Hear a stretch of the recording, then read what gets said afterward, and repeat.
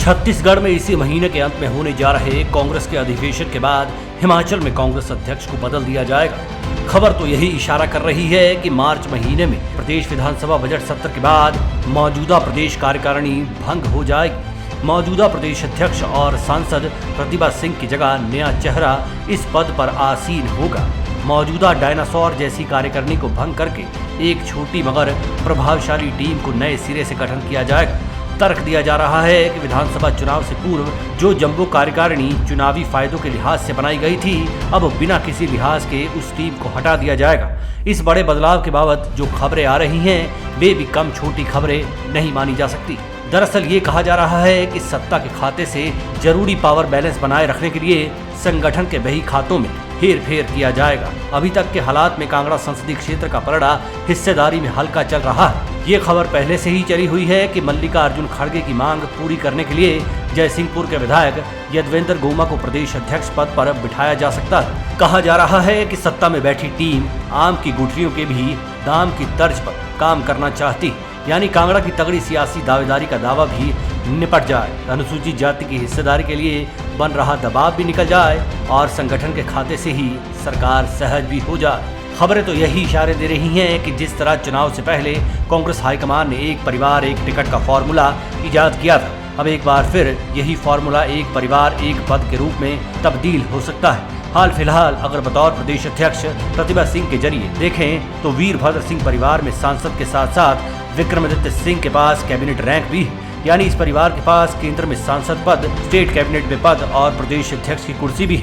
यही वजह है कि कांग्रेस के भीतर ये खुसर फुसर शुरू हो गई है, या फिर ये कहें कि शुरू करवा दी गई कि ये कहाँ का इंसाफ है, परिवार एक और रुतबे अनेक। लेकिन इस पर सुगबुगाहट को लेकर भी सरगर्मियां शुरू हो गई।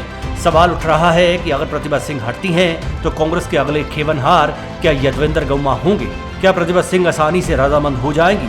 इसका फिलवक्त जवाब ये माना जा रहा है कि अगर प्रतिभा सिंह हटी तो उनका अगला सियासी वारिस उनकी ही पसंद का होगा। इस लिस्ट में एकमात्र नाम आ रहा है और वे हैं सुजानपुर के विधायक राजेंद्र राणा का। राणा वीरभद्र सिंह के कट्टर समर्थक रहे, लेकिन सियासी लोचा ये पड़ रहा है कि अगर राणा को बागडोर दी जाती तो हमीरपुर संसदीय क्षेत्र से ही दो राजपूत यानी सुखविंदर सिंह सुक्खू और राजेंद्र राणा कांग्रेस की टॉप मोस्ट सीटों पर काबिज हो जाएंगे, जबकि इसी संसदीय क्षेत्र से ब्राह्मण खाते से मुकेश अग्निहोत्री डिप्टी सीएम भी हैं। गौरतलब है कि अभी तक राणा की कैबिनेट में मजबूत दावेदारी को भी इसी वजह से ताक पर रखा जा रहा है कि जब सीएम उनके गृह जिला हमीरपुर से ही हैं तो मंत्री पद की जरूरत नहीं है। इसी वजह से कांग्रेस के भीतर तगड़ा बवाल भी लगातार उठा हुआ है। बिलासपुर से राजेश धर्मानी की दावेदारी भी अटकी पड़ी।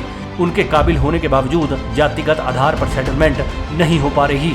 बीच बीच में धर्मानी को भी कभी विधानसभा उपाध्यक्ष बनाने की बात उठती रहती। अब शायद हो सकता है कि उनका नाम भी प्रदेश अध्यक्ष के लिए जुड़ जाए या फिर जोड़ दिया जाए। लेकिन एक बात तो तय है कि प्रतिभा सिंह के आगे बड़ी चुनौती आने वाले महीनों में खड़ी होने जा रही।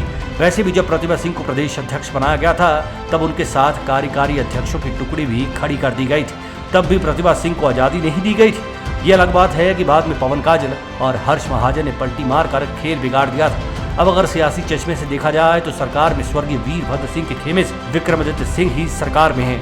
बकाया तमाम चेहरे कांग्रेस के नए युग के सूत्रपात सुखविंदर सिंह सुक्खू के खास भक्त हैं या फिर बन गए हैं। ऐसे में अंदाजा लगाना मुश्किल नहीं होगा कि आने वाले चंद महीनों में क्या क्या हो सकता है।